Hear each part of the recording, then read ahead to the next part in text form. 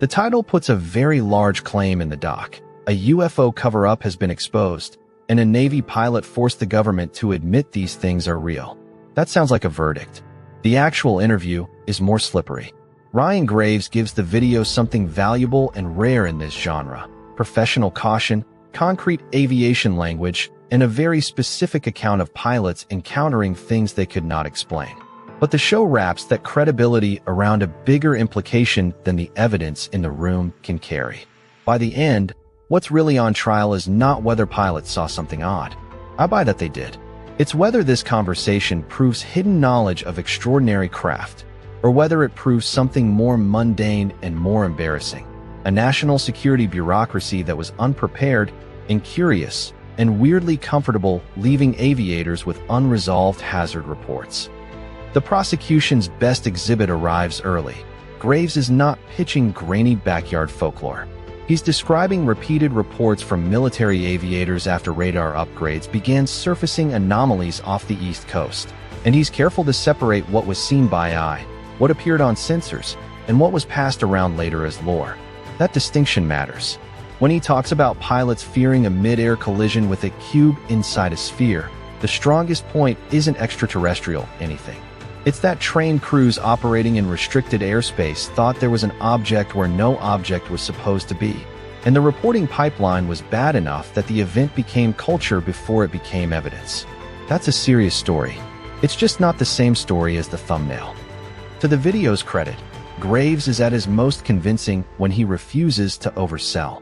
He keeps returning to process: multiple pilots, repeated encounters, sensor changes, safety reporting, restricted airspace.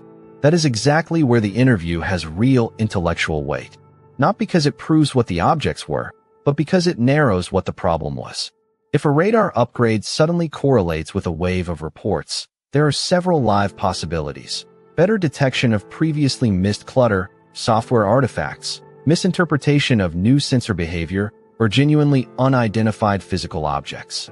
The honest answer is not therefore aliens. The honest answer is, now you have a testable anomaly and an obligation to investigate it without humiliating the people reporting it. Graves mostly understands that.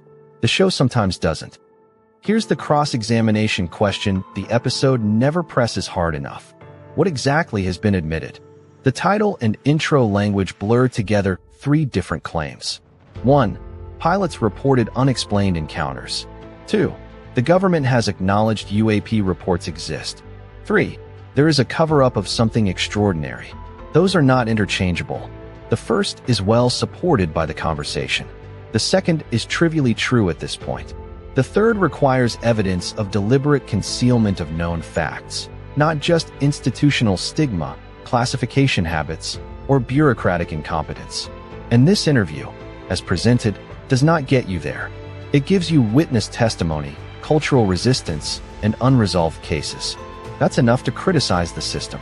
It is not enough to convict the system of hiding the answer. Take the Cubanosphere incident, probably the most vivid anecdote in the interview. It's effective television because it sounds like science fiction written by an engineer. But as evidence, it has a built-in weakness the episode can't solve. The more memorable the description, the easier it is for the audience to smuggle certainty into it.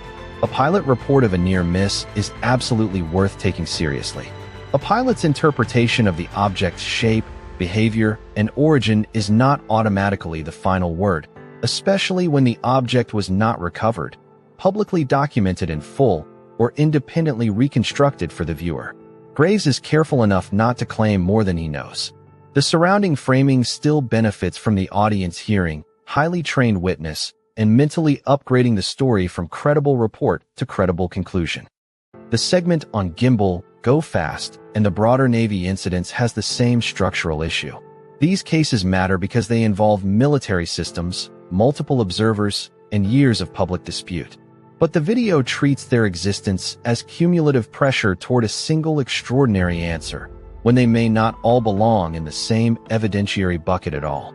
A rotating infrared blob, a fast-moving object whose speed is hard to infer from camera geometry, and a pilot encounter retold through layers of public mythology should not be thrown into one rhetorical stew labeled UFO disclosure. If anything, the lesson from these cases is methodological humility. Some may be sensor interpretation problems, some may be unresolved, some may reflect real physical objects with ordinary explanations we still haven't pinned down. Lumping them together makes the mystery feel larger than the analysis. And this is where the interview becomes better than its own marketing. Graves is most useful when he stops being a character in a disclosure saga and starts sounding like a man trying to build a reporting infrastructure. His Americans for Safe Aerospace pitch is the least flashy part of the episode and arguably the most important. If commercial and military pilots are seeing things they can't identify, whether those things turn out to be drones, sensor anomalies, atmospheric phenomena, or something stranger, then the grown-up response is standardized reporting, cross-checking, and destigmatized data collection. Not a vibe, not a subreddit, a system. In other words, the sober center of the episode is not their real. It's our institutions are behaving like this is too embarrassing to study properly. That's a much smaller claim than the title, and a much stronger one.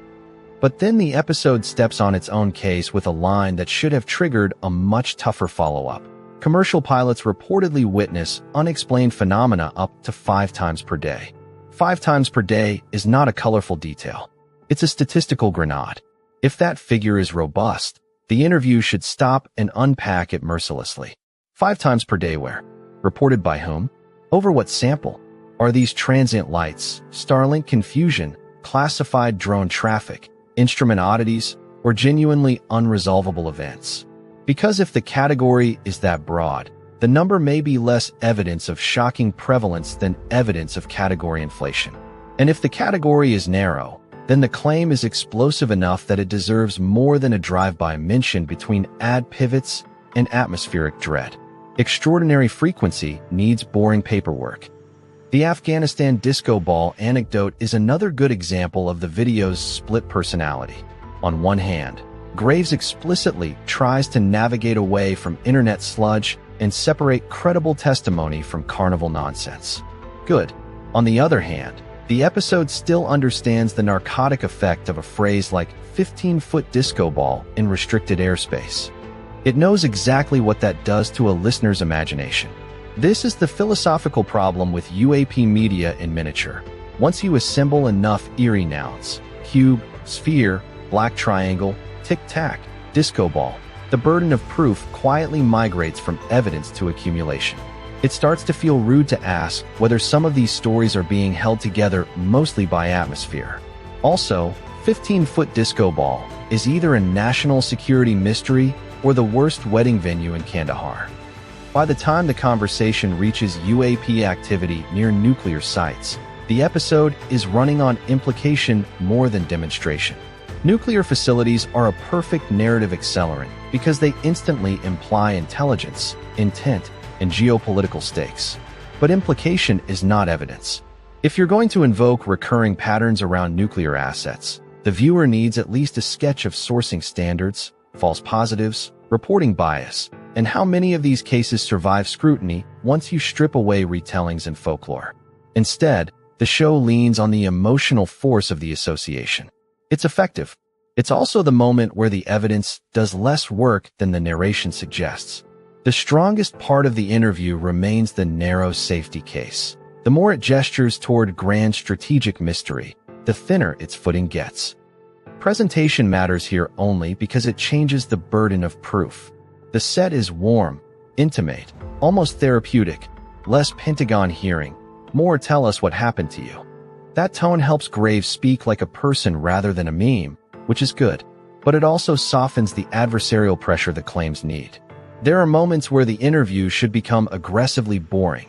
Numbers, definitions, report rates, chain of custody, what counts as corroboration, and instead it stays in the emotionally persuasive register of stigma, secrecy, and witness sincerity.